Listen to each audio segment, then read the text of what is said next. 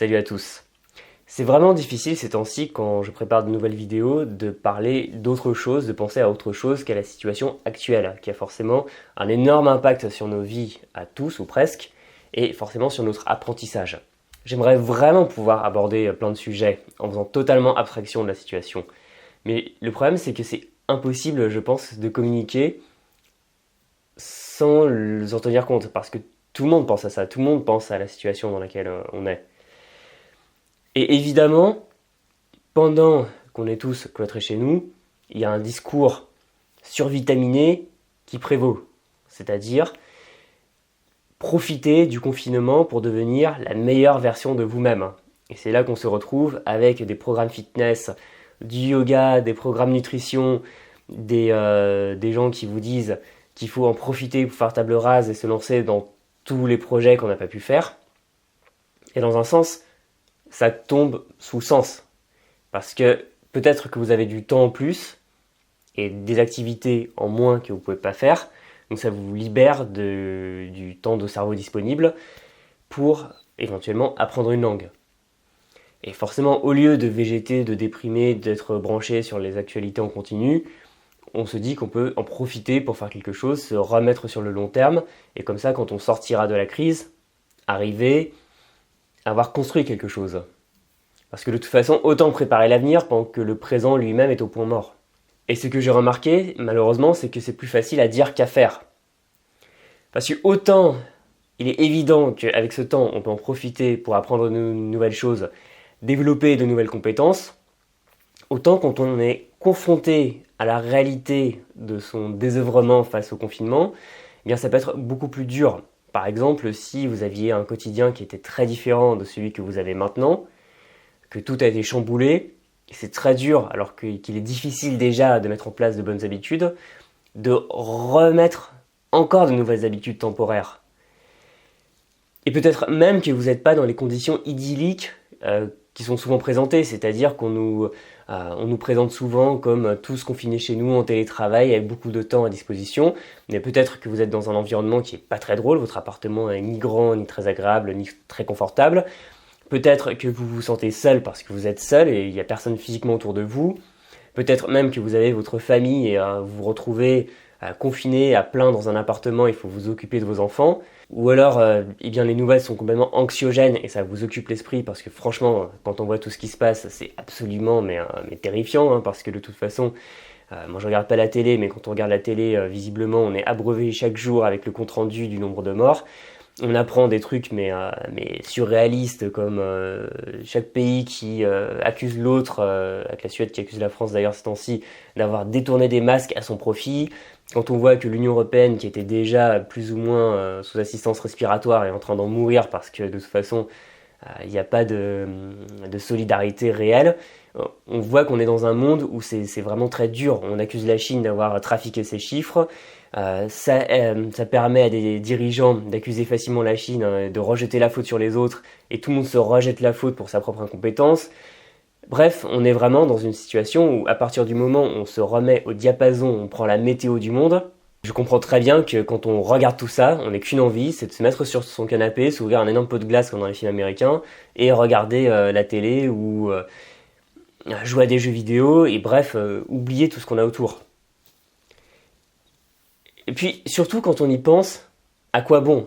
À quoi bon, finalement, être polyglotte, apprendre des langues, avoir une approche d'ouverture et de curiosité sur autrui, à une époque où on est en train de revenir quasiment à des discours, enfin, on en est à parler à tout nationaliser à tour de bras, à seulement acheter français, enfin bon, ce qui en soi est pas forcément mal, mais on voit vraiment qu'on est tout de suite dans d'une optique où on va vraiment se ramasser sur soi-même. Enfin, quand on voit, quand on dit que les pays européens sont désunis, je voyais la situation aux États-Unis, les États américains se font de la concurrence. Et à quoi ça sert d'être polyglotte ? Est-ce que finalement on n'est pas une espèce en voie de disparition, on n'est pas un peu obsolète, on n'est plus dans le coup ?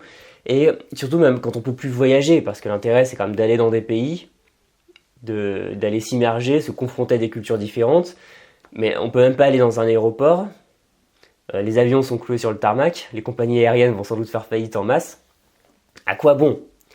Et c'est vrai que c'est très difficile et c'est quelque chose que je remarque beaucoup en discutant avec vous, j'essaye d'être le plus actif du point de vue de la communauté, qu'il y a beaucoup de gens, que ce soit pour les langues ou à côté pour plein d'autres choses quand je parle avec les gens autour de moi, qui en théorie aimeraient vraiment se remettre ou se mettre à des activités, à les faire, à penser à l'avenir, mais qui n'y arrivent pas.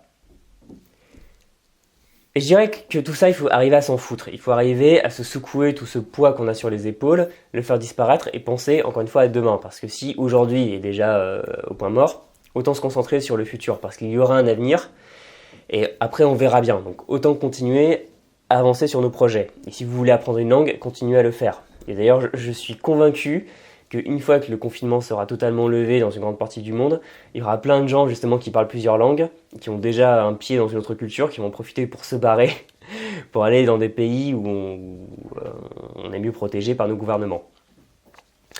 Et ce que j'ai réalisé, c'est que autant on est dans cette période où on a l'impression que les communautés se rétrécissent, qu'on revient à des choses plus autour de nos petites communautés nucléaires, autant en fait on se rend compte d'à quel point on était connectés les uns aux autres. Et c'est pas forcément que du bien, parce que justement c'est en se refilant des maladies, avec quelque chose quand on dit que ça devient viral sur les réseaux sociaux, c'est que les gens se partagent des choses. Et là en fait par le partage et les déplacements, on en est arrivé à être des millions de personnes, je pense maintenant, à être malades.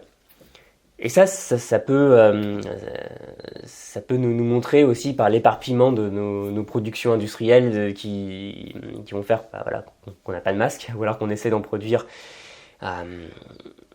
en masse maintenant.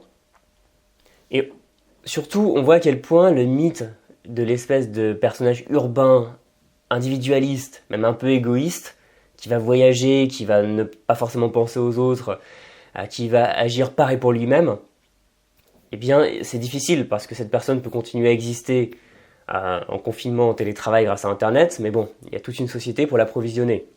Et pourquoi je vous parle de ça ? Je vais y venir, c'est justement que quand on voit à quel point on est tous connectés comme ça, eh bien pour les langues c'est pareil, et je le vois encore plus avec les langues.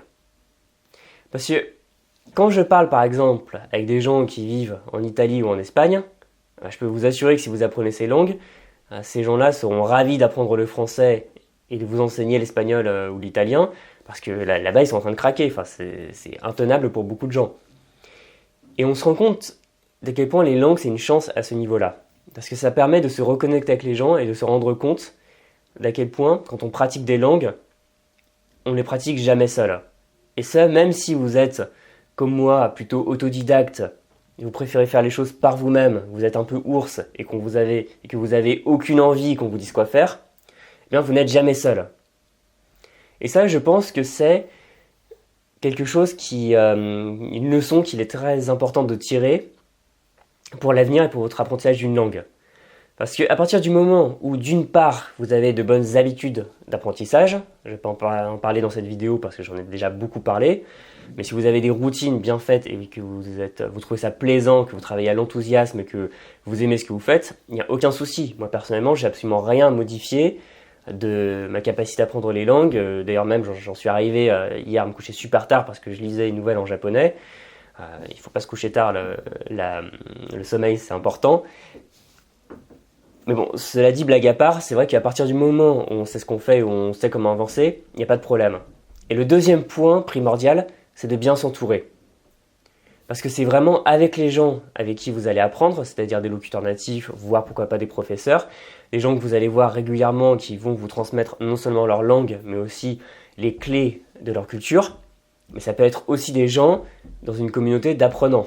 Bref, des gens pour qui c'est normal d'apprendre une langue chaque jour.